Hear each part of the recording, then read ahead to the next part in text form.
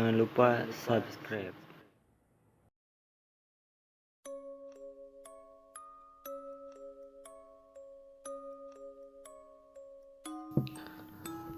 Assalamualaikum warahmatullahi wabarakatuh. Selamat malam buat kalian yang melihat atau mendengarkan video di channel ini. Seperti biasa, saya di sini akan menceritakan hal seram dan misteri. Dan untuk cerita malam hari ini, nyaris mati tenggelam. Kisah ini diceritakan oleh Pak Gatot, tetanggaku di kampung.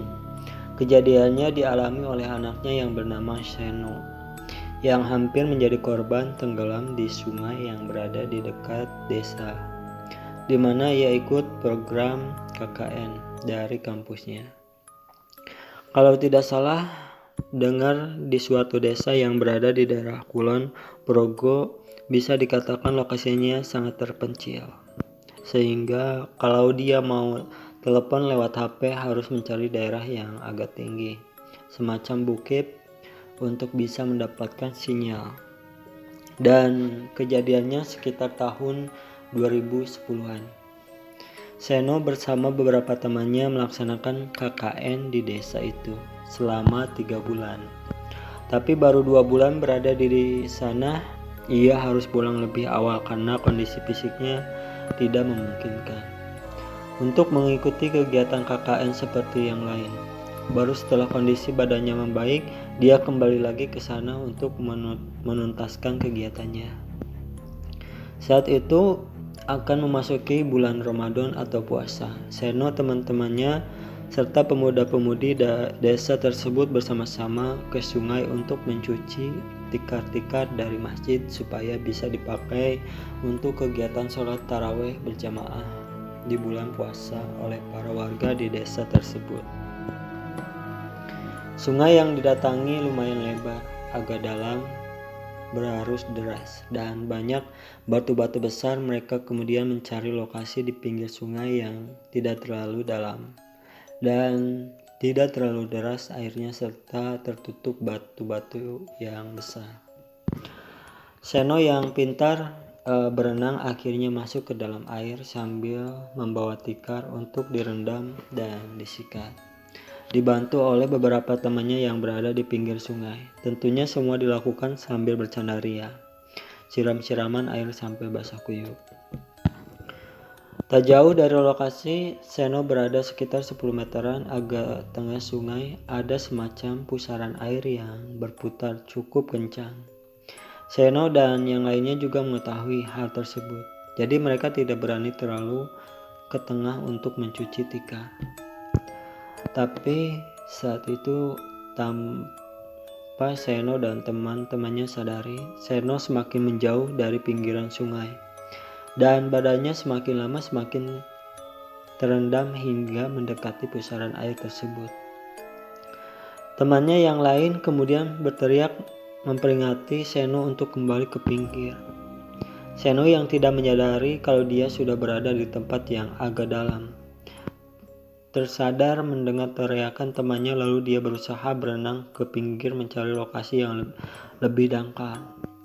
Seharusnya dalam kondisi normal, dan Seno yakin sekali dengan kemampuannya berenang, dia bisa kembali ke pinggiran sungai. Tapi saat itu yang terjadi adalah Seno merasa ada yang memegang salah satu kakinya yang berada di dalam air dan menariknya menuju ke arah pusar air itu. Dan tentu saja Seno menjadi panik dan ketakutan. Dia berusaha mengayuhkan kedua tangannya bergantian dengan cepat. Kedua kakinya mendang-nendang air dengan keras, mencoba untuk melepaskan diri dari cengkraman tangan di dalam air dan melawan derasnya arus air. Dia berjuang antara hidup dan mati, tapi akhirnya tangannya semakin melemah dan mulai akan terbawa ke arah pusaran air tersebut. Kepalanya sudah terendam di bawah permukaan air, hanya satu tangan yang masih berada di atas air.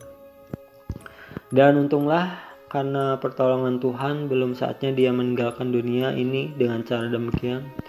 Dua orang pemuda warga asli yang melihat Seno tenggelam langsung menceburkan diri mereka dan meraih salah satu tangan Seno yang masih terlihat dan keduanya secepat menarik Seno untuk tidak sampai terhisap ke arah pusaran air yang semakin dekat itu. Seno akhirnya selamat walaupun dia sudah banyak meminum air sungai. Seno dalam keadaan sadar tapi badannya terasa lemah. Akhirnya dengan dipapah oleh dua orang temannya, dia dibawa ke rumah penduduk yang digunakan untuk tempat tinggal mereka selama KKN di desa tersebut. Berita tentang hampir tenggelamnya Seno di sungai sangat cepat tersebar di seluruh desa. Akhirnya para pengurus desa dan satu orang tua yang dianggap orang pintar di desa itu sore harinya menjenguk Seno di rumah tersebut. Dan teman-teman Seno bergantian bercerita tentang kejadian yang dialami Seno kepada pengurus desa dan orang tua itu, sampai menceritakan soal keanehan yang mereka lihat saat Seno berusaha berenang menjauh dari pusaran air.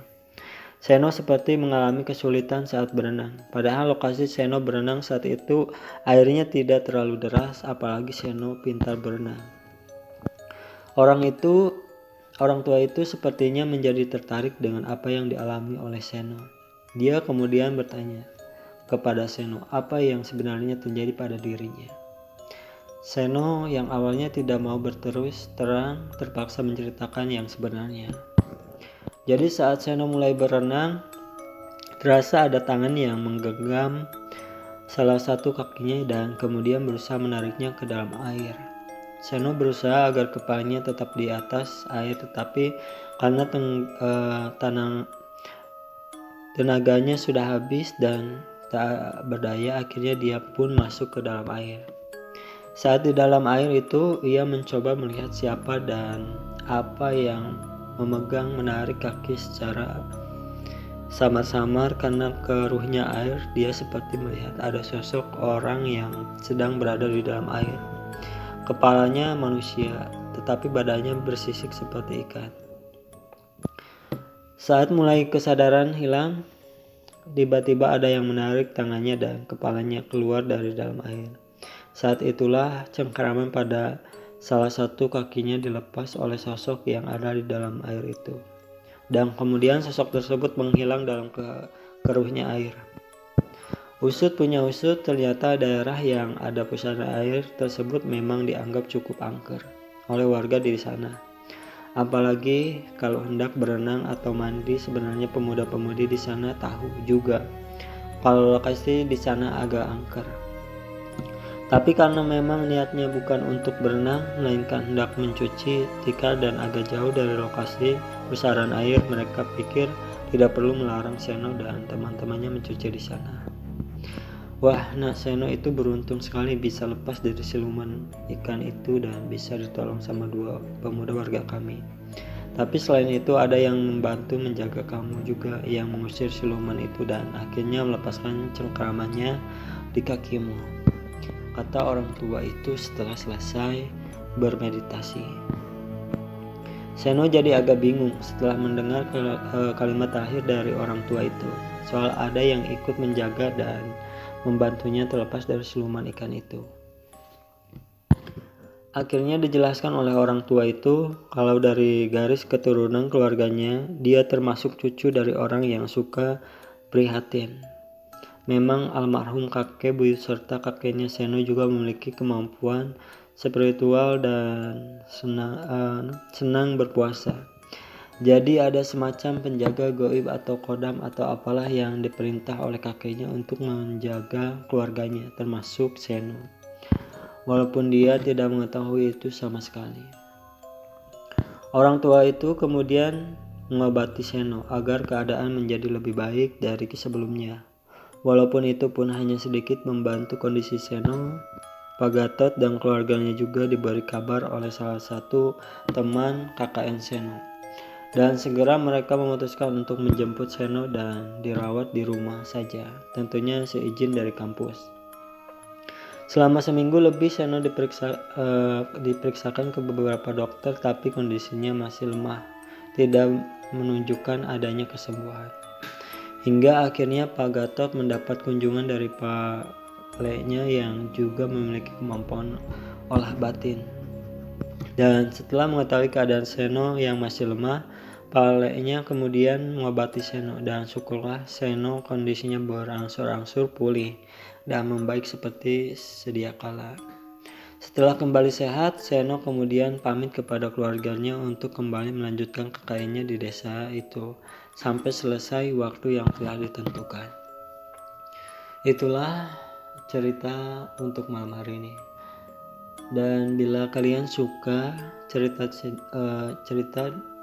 di channel ini, jangan lupa tinggalkan like, comment, share, dan subscribe. Dan jangan lupa juga nyalain loncengnya biar enggak ketinggalan jika ada video-video baru di channel ini. Terima kasih. Assalamualaikum warahmatullahi wabarakatuh.